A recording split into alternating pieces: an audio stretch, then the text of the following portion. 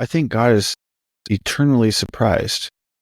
So the surprise isn't, we tend to think that, well, because we experience things and process them one at a time, as it were, because we're finite, the conditions of so we're kind of back to the thing about physical laws, because we really do think that if we apprehend something, it must be real. So if something's intelligible to us, and not just real, but it must be kind of the limits of reality. All the while we fail to realize that we have just transcended them, otherwise we wouldn't perceive them.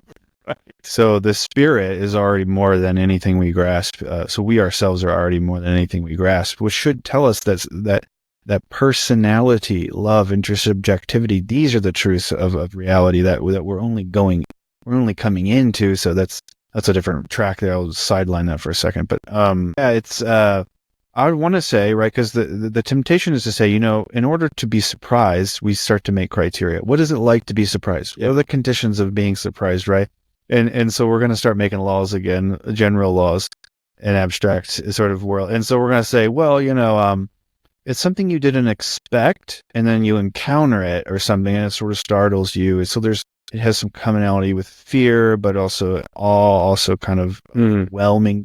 In a sense, I think nothing for God is more overwhelming than himself. And so, but I'd want to emphasize both at once. He is perpetually overwhelmed by himself, and not himself in isolation from everything else, but by himself in all things. And so I would say he's the ground of actually our creativity. Thank you, Maximus. Exactly, right. So you see now where it's like so funny. I've often said Maximus the Confessor is the metaphysician of mystics. Okay. Yeah. I think George MacDonald is a mystic of his own sort. Agreed. And so absolute resonance I see, and often I have to ask myself, am I imposing this? Like, do I see it everywhere? But also in another sense, I'm like, does that even matter if it's beautiful and true? Yeah.